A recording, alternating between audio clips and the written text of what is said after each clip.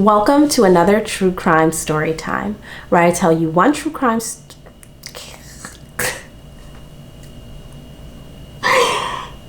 Take number 2.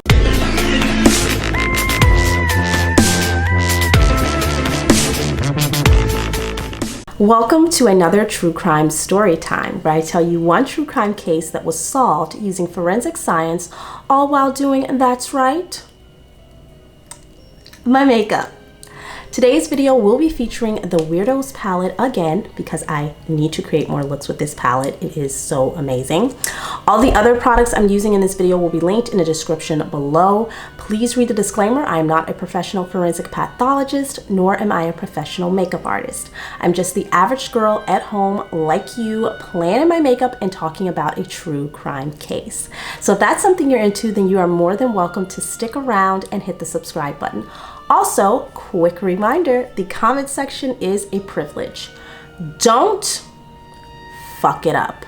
Now let's get into today's case. Now that it's all dark and cozy, let's get started.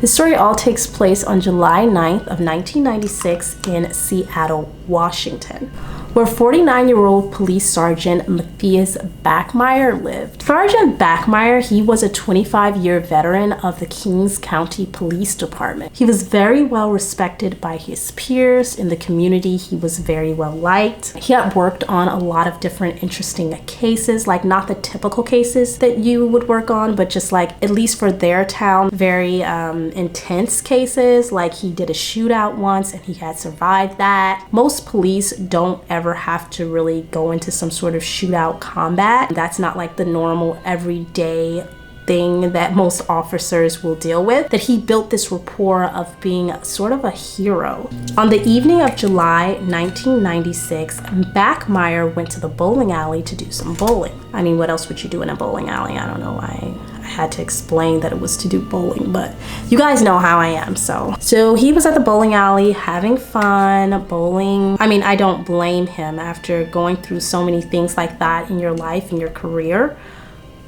You need a moment to let your hair down. I hope this man has hair, or else I would have just like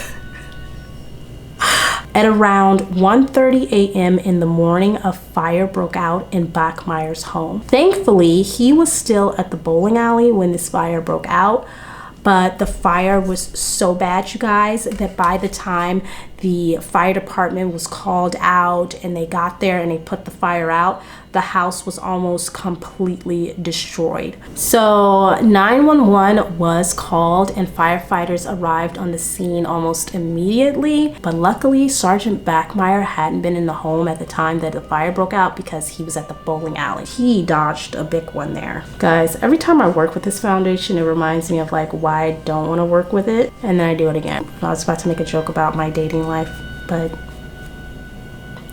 we'll say that for another time because it's actually going nicely right now and I don't want to jinx myself. I was going to say it about my dating past. The fire on his home was investigated because anytime there's a house fire or a fire in a restaurant or anything residential like that, investigators normally do an investigation. In this case, they did the exact same thing. Almost immediately, crime scene investigators could tell that there was something suspicious going on, that the home definitely did not start by accident. They believed it to be intentional. They brought in cadaver dogs, especially trained to sniff out any accelerants to see if the fire had been intentionally started in a specific area in the home. This was also how they were able to determine that there had been some sort of foul play in the home. The cadaver dogs picked up scents in about 3 to 5 different areas in the home, indicating that accelerant in fact had been used. One of the areas that had accelerant in it was in the basement. The second area was in the dining room, and then they located 2 areas upstairs in the attic. They both were in the attic, but it was in separate locations in the attic. And then the last spot that they pointed out was in the garage. Sounded like somebody was trying to create hell in this house. Obviously, investigators thought this to be extremely suspicious Crime scene investigators call this type of fire layering, when there are different levels to a fire, when it's not just started on one level, but when the assailant has started fires on multiple different levels. They also found other evidence outside of the home that pointed to the fire being intentionally started. On the side of Sergeant Matt, I was about to call him Hogmeier.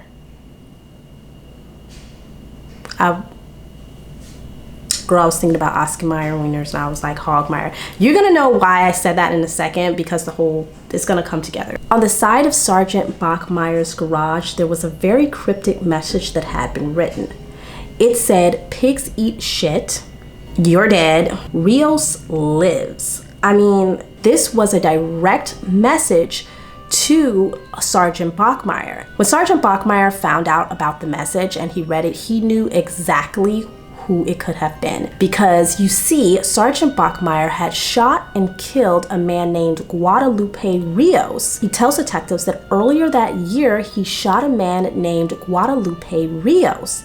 He shot him 3 times in the chest and he died. He also told detectives that he had been receiving threats from the family of Rios for quite some time, but they were just threats. He thought that they were harmless and he didn't take them too serious because they never escalated until now. Sergeant Bachmeier's chief was really concerned about him, because when anything traumatic happens to their detectives, they have to take it into consideration. They always do an investigation and put them through therapy just to, help them a little bit. When something like losing your home in a fire happens, that can be a pretty traumatic event.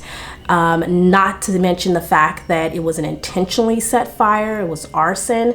So they were very concerned for him. They wouldn't want someone in the line of duty that's not in the correct mental state to do it. So during this entire time, there's an investigation going on into who had set the fire to Sergeant Bachmeier's home.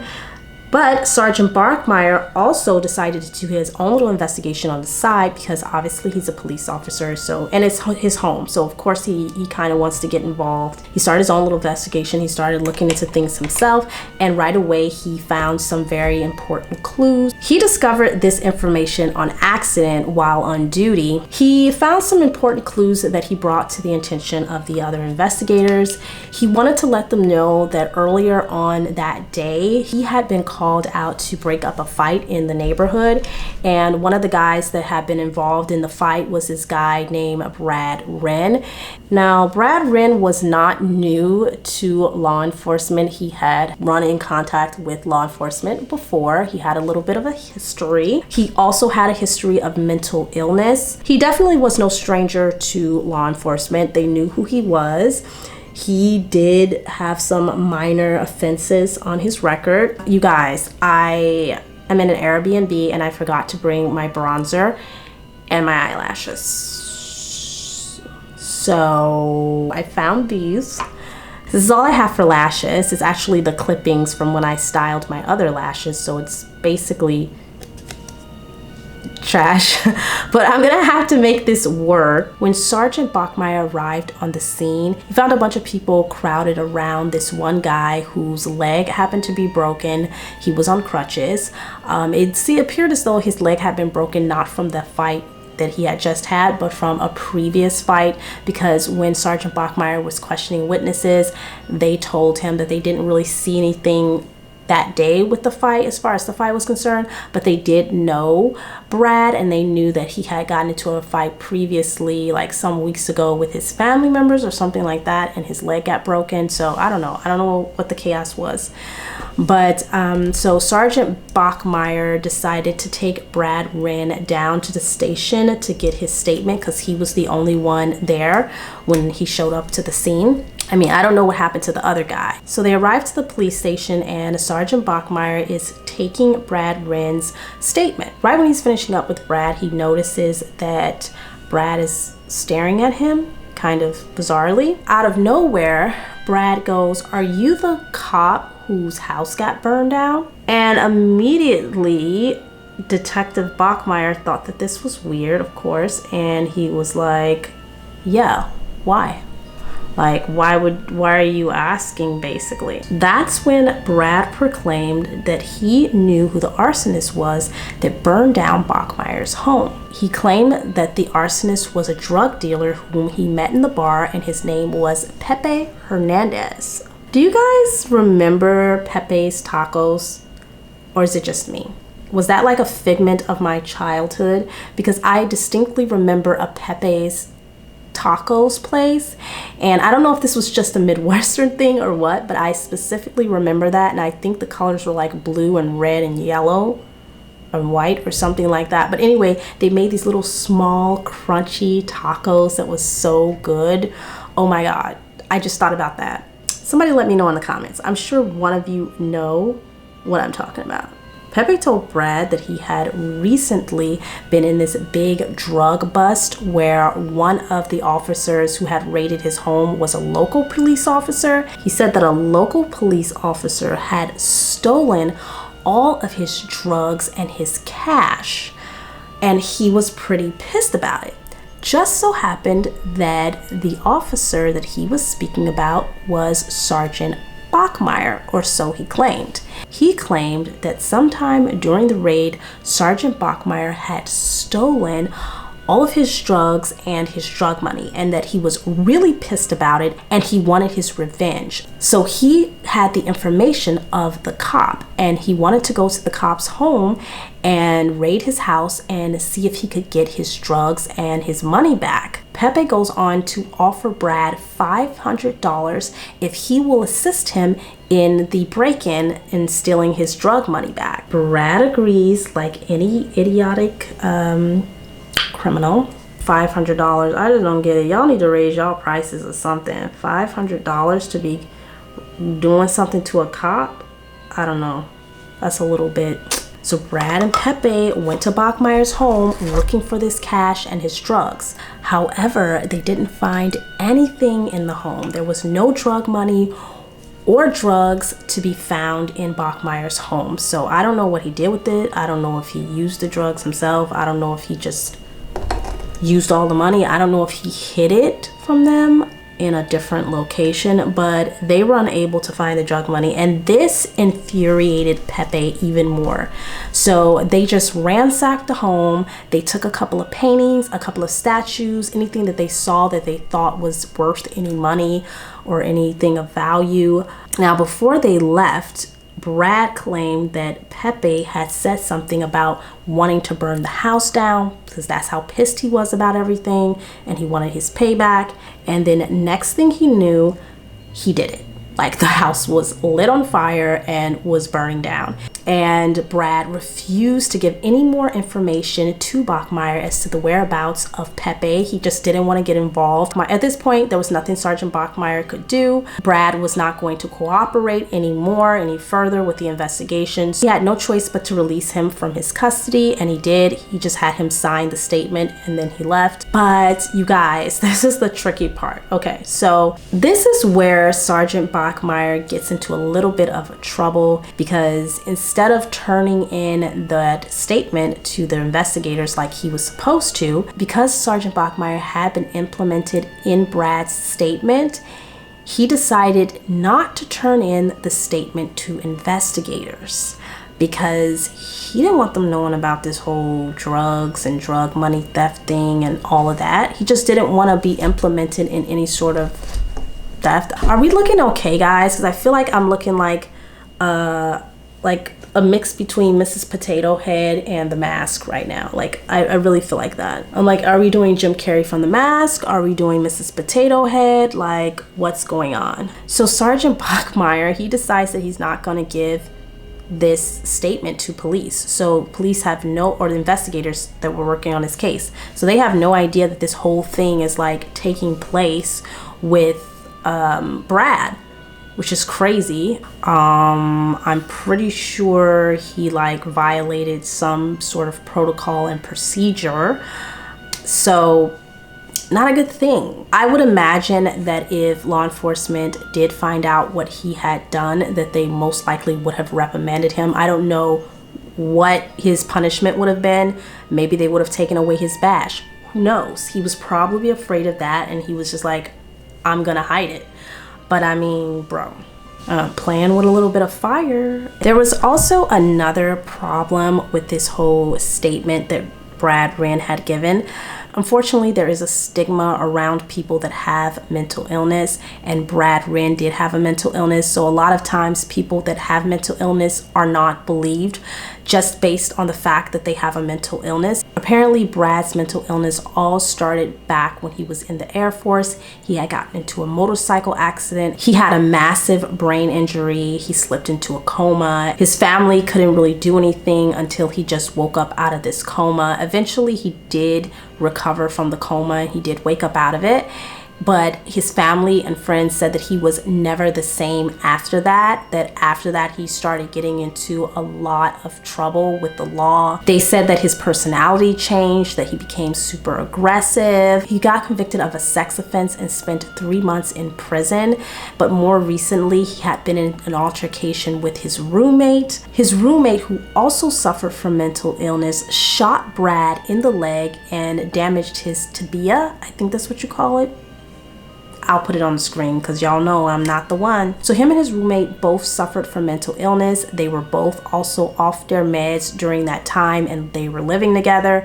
And that is when they got into this altercation and all this stuff happened. According to the police report, Brad and his roommate was doing some sort of roofing project, and Brad had accidentally, or I don't know if it was accident or on purpose, but it said that Brad hit his roommate on the hand with a hammer, and that is when his roommate turned and shot him in the leg. So I don't know if the hammer part was intentional or if it was an accident, but yeah, that happened. I don't know what to say about that. I don't want to be inappropriate, but please don't get off your meds. Stay on that medication. Do not get off that medication. I don't know what I'm saying. An arson crime scene investigator was assigned to analyze Bachmeier's home. She was looking at the fire and the way that it started to see if there was any signs of foul play. While she was doing her investigation, she found that the fire was inconsistent with it being set for any sort of revenge or intentional. There was evidence that road flares were used to ignite the gasoline, and when they analyzed the debris from the fire, they used a process called gas chromatography. According to the analyst, if you set a road flare on fire, the fire does not start right away. So basically, you would have to wait until the flame reached the gas container. Once the flame reached the gas container, it would ignite. The gas container would melt and the fire would break out. So it would be a time delay. In most revenge fires that this analyst had seen, there was usually no time delay. People weren't really thinking about the time. They were just starting fires because they were upset. So they were just moving with their emotions. But this was a much more calculated and precise technique, the way that it was done. Like, it was specifically set up a certain way where it would go off. Crime scene investigators studied the road flare and the time that it would take for them to go off. They found that Sergeant Bachmeier would have had enough time to go to the bowling alley and establish an alibi and get back. Another bizarre thing was that they found Bachmeier's trophies, his paintings, and some of his porcelain artwork in his backyard, and they were undamaged and untouched. Like, if an assailant had broken in and taken these things, then why did they leave behind the porcelain artifacts? But it was also weird because they found all those things inside of Bachmeier's backyard shed after the fire. If Brad's statement is true and they broke in and they did take some of the artwork and artifacts and stuff that they found, then why would they leave those behind? Unless they just dumped them in the yard. I don't know. Make it make sense, because it's not making sense. At this point, with no other leads or suspects in the case, Sergeant Bachmeier became investigators' prime suspect, and they brought him into the station for questioning. During his interview, Bachmeier denied having anything to do with the fire. He said that he had no involvement whatsoever. He was at the bowling alley like he had told them, and he doesn't know how the fire got started. Now, keep in mind, you guys, that he is holding on to this written statement that Brad Wren had told him. I don't know why he just didn't give that to police and be like, look, no. Just to prove my innocence, I was not there. I actually was at the bowling alley, and I could prove it because these guys actually were the ones to break into my home. So at this point, investigators request Sergeant Bachmeier to take a lie detector test. He denies. He refused to take the test, which made him look even more suspect. So at this point, he had no choice but to produce the written statement from Brad Wren, alleging that Brad and this other guy, Pepe, were actually the ones to break into the home and set it to fire. I know he must have been shaking in his boots, okay, when he had to produce that letter. It's just like dirty cop business, okay? Like, once investigators got a hold of this statement and read it over, they wanted to talk to Brad Wren. But when they went to go find Brad Wren, he was nowhere to be found. It was like he just disappeared into thin air. Oh my God. So now what's going on? They couldn't find Brad Wren to corroborate his confession. So at this point, they don't know whether to take it serious. Once a dirty cop, always a dirty cop. I feel like he lied and stole drugs, okay, and kept that statement secret. Now you want to come out and say, oh no, it's true. It's kind of a little bit hard to believe you now. But then when we go to find the person that you claim wrote the statement, he's nowhere to be found. Sir, that's not going to work. Now it's time to go into the palette. If I get it open. Ooh, anyway, back to the story. Investigators went to Brad's apartment, but they didn't find anything. His clothes, his shoes, nothing was there. There was basically nothing left in his house. Brad's father said that he knew something was really wrong because his son would never just leave like that. And the fact that all of his clothes and everything was missing, he just knew something was wrong. None of his shoes were there. Nothing. It was gone. It was though somebody came in and emptied the entire apartment out. I don't know, maybe Brad was just scared. Okay, my foundation is funky, so my eyeshadow's also gonna go on funky tonight. I can see that as well, just by how it's being applied, even though I laid down concealer. Now, Sergeant Bachmeier was the last known person to see Brad Wren alive. He denied knowing anything about Brad's disappearance, and he said he had nothing to do with it, of course. And the last time he saw Brad was when he took his statement. That was the last time he had ever seen or heard from Brad again. So investigators questioned Bachmeier regarding Brad's disappearance, and they want to know if he knows the whereabouts of Brad. When they ask him, he does something very bizarre, you guys. He starts laughing at the question, which I'm sorry, is this a trick question? Because like the question was, do you know the whereabouts of Brad Wren? And you're like laughing. I don't, that's very bizarre. And he then says something that is just really eerie to me and creepy. I just thought like, oh my God. He says that if you find him dead with my business card nailed to his forehead, then you know to come talk to me. What? Sir, could you look any more suspicious with that statement? I don't know what he was thinking. Why did he say that?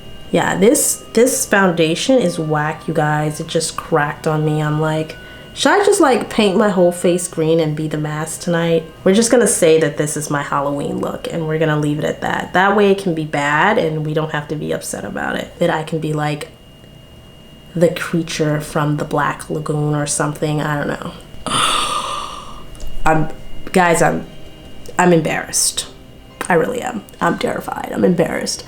This is not my best look. Investigators were really disturbed by the way that he was acting, and they found his behavior to be improper, especially his behavior with Brad Wren's investigation. Investigators brought in a forensic document examiner to examine the signature that was on the statement that Bachmeier took from Brad Wren. And they also brought in Brad Wren's family members to see if they could recognize his signature. And although his family members did recognize the signature as Brad Wren, the first thing the forensic document examiner noticed was that all 4 out of the 5 pages of the statement had been signed by Brad Wren, all except for the last page. Now, this was especially suspicious because that was not normal police protocol. Normally, they would take an entire statement and then on the very last page, they would have whoever the witness was or whoever was giving the statement to sign it. But instead, for whatever reason, Bachmeier had Brad sign off the first, I can't speak. I cannot speak. But for whatever reason, Bachmeier had Brad sign the first 4 pages of the statement and didn't sign the last one. It just didn't make any sense to investigators. They thought that this was very bizarre, not normal police protocol whatsoever. The last time Brad had been seen alive was in the backseat of Detective Bachmeier's patrol car, right before he took him into custody for, the statement. So now police were working on 2 cases simultaneously: the fire that destroyed Sergeant Bachmeier's home and the disappearance of Brad Wren. They had their work cut out for them for sure. To find out if the statement had been forged or if Brad Wren had actually signed it, the documents were put through a process called video spectrography. Now, to the naked eye, the ink in Wren's confession would all basically look the same. You wouldn't be able to tell that the inks were different. But with the video spectrography under different infrared light sources, forensic scientists were able to tell that the inks were very different. Now, the whole entire first page of the statement and the top of the second page were written with a black pen that used medium luminescence. However, all of Wren's signatures, including his initials, were written with a black ink pen that used high luminescence. And then they could see that a third black ink pen was used, but this one didn't react to infrared lighting whatsoever. They also noticed that a lot of Wren's vital information or basic information on the documents were incorrect. Like, it said that he was a truck driver when he wasn't a truck driver. His birth date also varied from page to page. On one page it said he was born in 1971. On the other page it said he was born in 1961. And then the last page didn't even have a birth date at all. So I don't know who was filling out these forms, but obviously they did not know Brad Wren. It was clear that Brad Wren hadn't been the one to fill out his vital information, that someone else had done it for him. Then they noticed something else. The word your was spelled very differently. It was actually misspelled, like your instead of your. Instead of it being spelled Y-O-U-R-E, it was spelled Y-O-U-R. And when they compared the note to the threatening messages found on Bachmeier's garage wall, they found that your was spelled the exact same way, or I should say misspelled the exact same way. This is when it became clear that whoever had written the statement had also written and left those threatening messages on Bachmeier's wall. Forensic scientists analyzed Bachmeier's patrol car, hoping to find something that would lead to the disappearance of Brad Wren. It looks like this on my finger, but then on my eyelid, it doesn't look like that at all. That's very disheartening. So as they're going through Bachmeier's patrol vehicle, they're not really seeing anything crazy standing out at first until they get to the back seats of his car. And that is when they see small traces of blood. But at this point, it's not a big deal to them because it is a police officer's vehicle. So that's not surprising to find traces of blood back there. As they searched Bachmeier's car, they found blood-stained traces all over the back seat of the vehicle.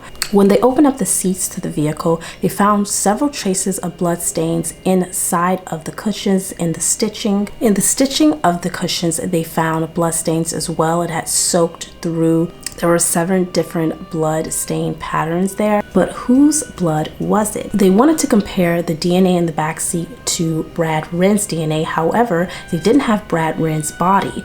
And so how would they be able to tell if it was his blood or not? So what they had to do was take DNA from both of his parents, a little bit from his mom and a little bit from his father, and do what they call a reverse paternity DNA. The results came back and the blood was in fact Brad Wren's. When detectives asked Sergeant Bachmeier about the blood, he told them that Brad had a nosebleed the day that he picked him up to take him into the station for questioning. He claimed that Brad Wren had received the bloody nose from the fight that he was in prior to picking him up. Was it possible that that was the truth, that he did have a nosebleed? To find out, investigators compared the stain to see if it was about the same size as a nosebleed. So they reconstructed the entire scene. They used similar car seats that was in the patrol car. They used a head sculpture that they had made from a wig and some weights to kind of simulate a human head. Then investigators poured different amounts of blood on the seat.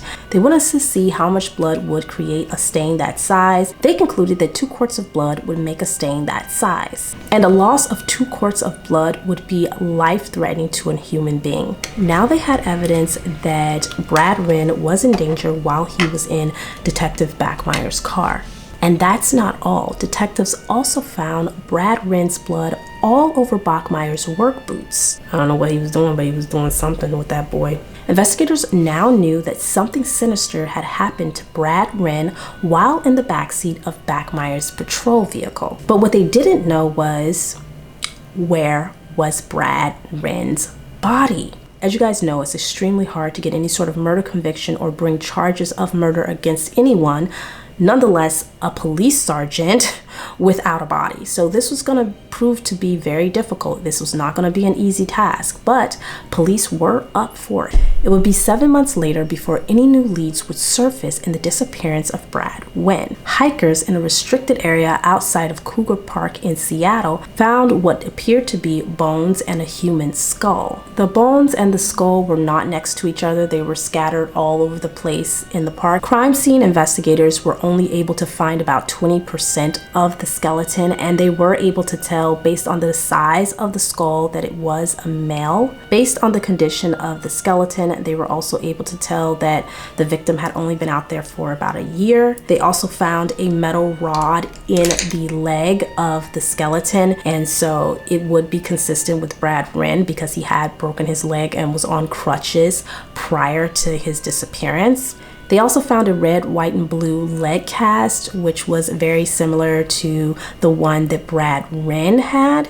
To confirm the identity of the skeletal remains, forensic scientists did a DNA test on the bone marrow. The DNA test confirmed that the remains were in fact Brad Wren's. As you can imagine, his family and friends were overcome with joy but also despair because now they had proof that he was actually dead, he was gone. But at the same time, they were happy to find his body and be able to give him a proper burial. The only thing detectives couldn't figure out was what was Bachmeier's motive? Why would he have wanted Brad Wren dead? They couldn't figure out what the real connection was there. And remember, they still hadn't figured out who had actually set the fire to the house. Prosecutors speculated that Sergeant Bachmeier wanted to get onto the bowling league and he didn't have the money to do so. So he set fire to his own home so that he would be able to get the money from that to be on some sort of pro bowling league. He said that his dream was to be a bowler, a professional bowler, and this would help him to be able to get on the bowling league. I mean, that's crazy. I can't imagine somebody doing that just to get onto the bowling league. These lashes are crazy, bro. I mean, this whole look is crazy. I'm not gonna even ask you guys what you think about my makeup look today because I don't want to know. I don't want to know because I could tell you what I think. They believe that Brad Wren was just at the wrong place at the wrong time. Bachmeier was able to implement him and set him up as the arsonist in the case. They believe that Bachmeier coerced or forced Brad Wren to sign the documents somewhere between when he picked him up for the fight and taking him to the police station. Maybe he pulled over to the side of the road someplace private and tried to get him to sign these forms, try to force him into it. He possibly fought back, and on the last form he's like, no, I'm not signing this, and that is the reason why ultimately Bachmeier had to take Brad Wren's life, because he just wasn't going along with the plan. I mean, he would have had to do something with him anyway because he was using his signature. He was kind of forging his signature and using it for something else. So girl, this is crazy. These people out here killing people to get on the bowling league. Thanks to forensic science and some good police work, Matthias Bachmeier was convicted of first-degree murder and sentenced to life in prison. What did you guys think about this case? Don't mind my makeup look? Please don't let me know in the comments down below. I'm just kidding, you guys can let me know, it's pretty bad. But I hope you guys enjoyed the story at least. If you like videos like these, you can check out some of my other episodes. I'll leave them linked on the screen right here. Like, comment, subscribe, and share. Please share because it really helps me out. And I'll see you guys next time with another true crime story time. Bye!